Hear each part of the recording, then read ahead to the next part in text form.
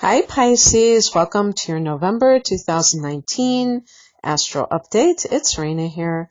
So in November for you Pisces, there's a strong emphasis on two houses, the ninth house and the 10th house. And the 10th house influences will be especially pertinent to you later in the month going into December, because the 10th house for you is Sagittarius. And this is nothing out of the norm. I mean, as a matter of fact, the sun always goes into Sagittarius in November.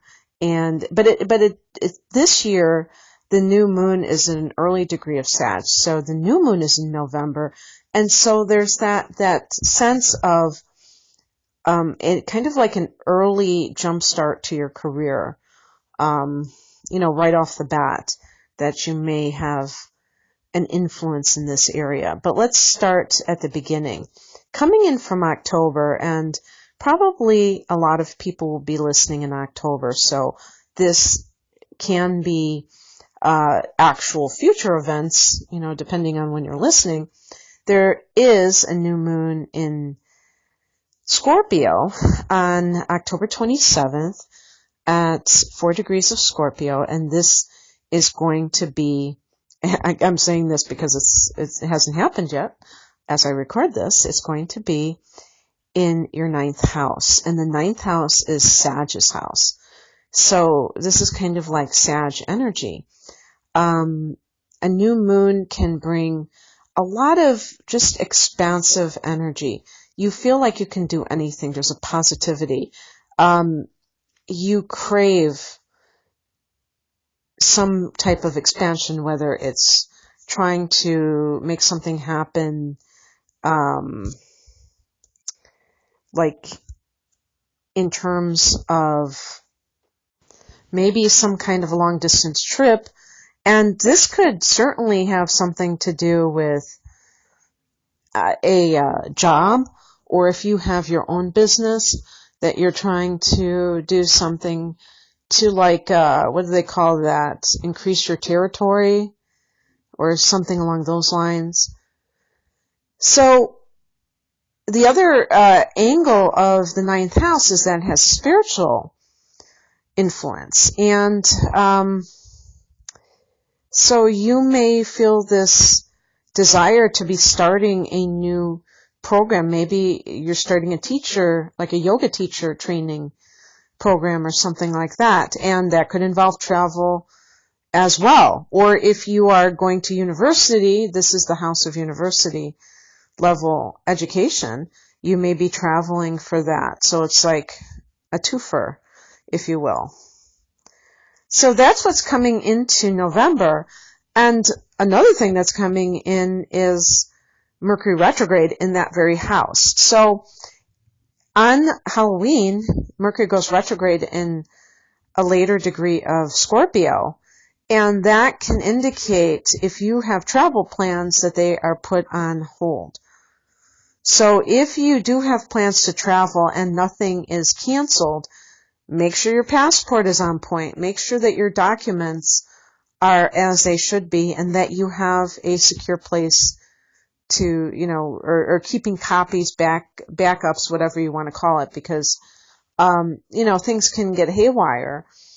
If you believe in Mercury retrograde, I think some people just operate as if they are going about their business. I'm telling you these things. It's kind of like, I feel like I'm telling you the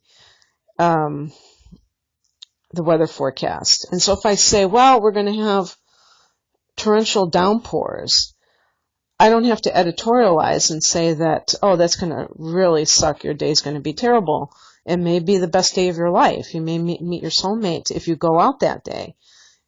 So it's all how you perceive things, isn't it?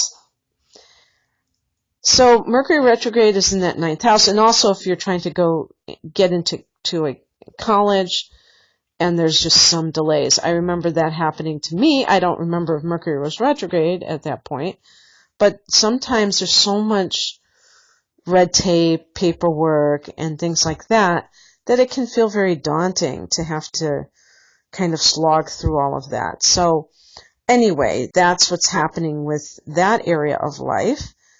And then, what else do we got on tap for you? Well, the sun is in the 8th house until the 22nd. I mean, did I put 8th? I should have put 9th. The sun is in that house as well. And what that means is that Pisces, you are feeling like a Sagittarian. You're acting like a Sagittarian. So it's very positive. And, for you, you're such a chameleon. You can really, almost literally take on somebody else's persona. So that may be very true for you.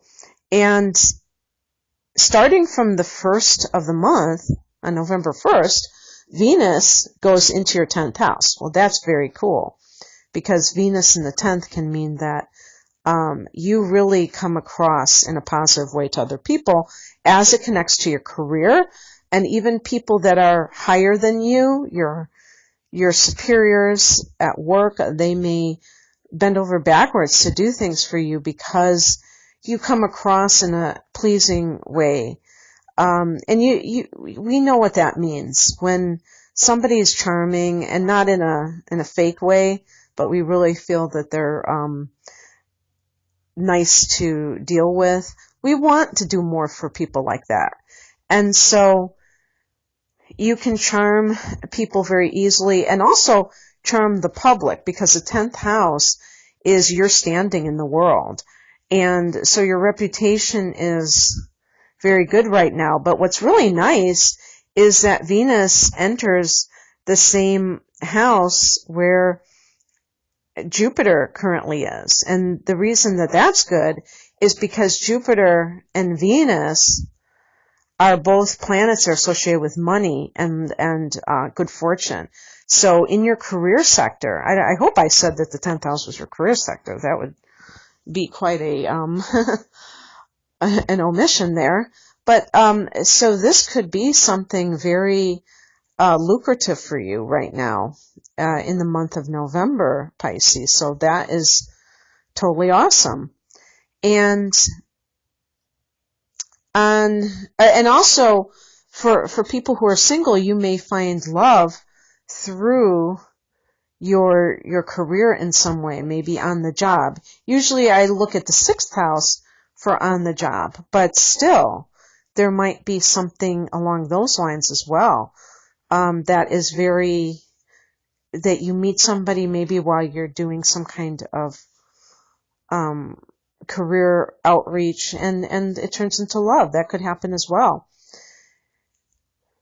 On the 12th, we have a full moon at 19 degrees of Taurus.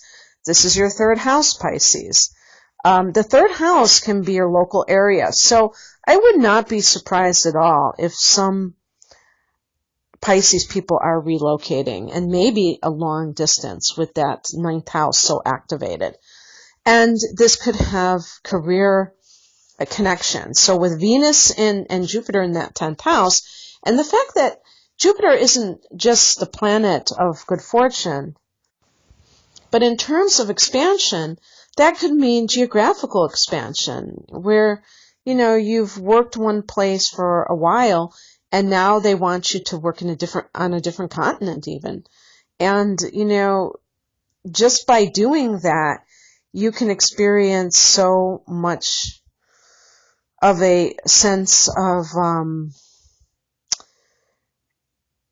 how the world is a big place and how much opportunity really exists. Something along those lines. Now, going back to that 3rd house, a full moon here could be an ending. The 3rd house is also the house of siblings, and by extension, cousins, aunts, and uncles. So you may find out something about a sibling that leads you to maybe contact them. You find out some news about them. In some cases, depending on prior dealings with a sibling, you may cut things off with them because you realize that it's just not going to work. The relationship that you have with them it's been too fractured, and you don't want to continue down that road. So there's so many possibilities what this could mean. Coming to culmination, something related to third house matters. If you have written a book, for instance, you may be finishing it. On the 19th, we have Mars going into Scorpio, more ninth house activity. And I have to say, too, that when you have these planets in a fellow water sign, they do trine you. So there's that sense of easy flowing energy, which can lead to easy manifestation. So Mars going into that ninth house on the 19th, and that can, kind of like make you more active in this ninth house area for whatever that means for you. In some cases, you may be on the warpath. If you've been trying to get into a university and you keep meeting with some kind of resistance, you may be fighting for your cause.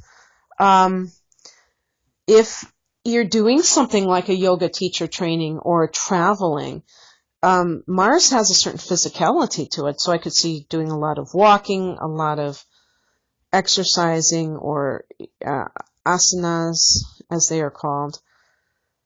On the 22nd, the sun goes into Sag, that 10th house, and that is just adding more positivity to your 10th.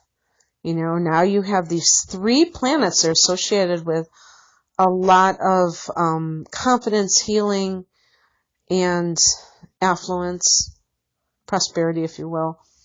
The sun. And you are all about your career at this point. On the 25th, we have Venus going into Capricorn, the 11th house.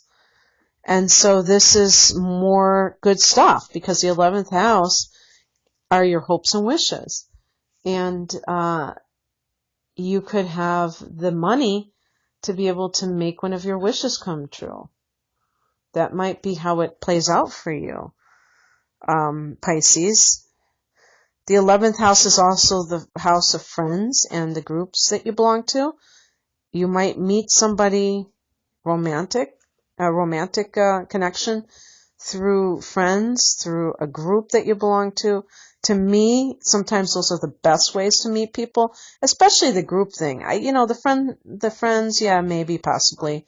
But with the groups, it's great because it's like if there's a cause that you're into, that you're really passionate about, and somebody else shares that passion, that's really, one step closer to that feeling of being very compatible. That you and this person have a great something in common that is really it kind of bonds you. But there may be something, you might attract money to be able to make your dreams come true too. On the next day, the very next day, we have a new moon at 4 degrees of Sag in that 10th house of career. That can be more good news, more opportunities for you to grow career-wise, and that can be, awesome. The other thing to note here is that the opportunities, it's like seeds being planted, so you might not see them, manifest right this minute, but you have the potential based on your own, what you do on your end, to make things happen the way that they're supposed to happen. And this can be very good for furthering your career. On the 27th, the next day after that, Neptune, your ruler, goes direct. So Pisces, It's funny because Neptune has been in your first house. Now, technically speaking, I don't know what degree Neptune is in. I think it's around 17 or 18, something like that degrees. I don't have the ephemeris in front of me. So technically, if you're born in the last 10 degrees of Pisces, this is actually going to be in your 12th house, not your first house. And there is a big difference between the 12th and the first houses. But in any case, for every Pisces, Neptune retrograde might have been kind of a bit rough for Pisces because you tend to love that dream state, that fantasy, and something may have been shoved in your face that you had to look at in terms of your life and seeing the truth of a situation. And that may have been disillusioning because you tend to be somebody who loves that sense of, how can I put it, how things appear in your mind's eye, in your, the greatest version that you can conceive of. And actually, I think there's a lot of truth in that, because in order to manifest something, you have to have a vision of it. I mean, think about somebody who creates a business and products. They have to think about them ahead of time, envision them. Or if somebody who is writing a book, or even if you are looking for love, you have a certain type of person that you're thinking about in your mind, and that can lead to attracting, I think, that sort of person, because you're intentional about it. You're not just going through life with blinders on and there might be Pisces who do that, who just kind of let life happen to them. But I still think that even the most passive Pisces individuals tend to fantasize about what their dreams would be like more than most people. You can call it daydreaming. And actually, daydreaming is an important part in the manifestation process, from what I understand. So, there's nothing wrong with that, but maybe something that you were actually operating under, like a delusion that you thought was true for yourself, turns out not to be. But this, for some of you, at least 2/3 of you, this is going to be in the first house. So this is when Neptune is in your first house, you may feel like you don't have a sense of who you are. And for Pisces, they may kind of let this go because it's not your primary focus in life is to have some, identity. On the other hand, you're very acclimated to Neptune since it rules you. And so it can create more confusion, more aimlessness. And maybe you have experienced this since 2011, which I believe is when Neptune went into Pisces. It went into your sign. And, somewhere along the way, you may have felt that you lost track of who you are. And even though it's easier for you than most to accept this state of being, it isn't necessarily pleasant. And so you may be kind of going through a bit of, feelings that, since Neptune went retrograde, that things have been confusing for you. And I think that you'll get over that when Neptune goes direct on the 27th, because you'll go back to a more idealistic state instead of that dissolution state. Boy, I am so sorry that I got caught up in that word salad. I didn't get much sleep last night, so I knew what I wanted to say, but I just kept meandering through sentence after sentence that didn't need to exist. But in any case, Pisces, I hope that you receive something from this. If you'd like a more detailed overview of your natal chart and upcoming trends for 2020, because we're almost at the end of 2019, please check me out at rainamoonastrology.com. The link is below. Take care. Bye.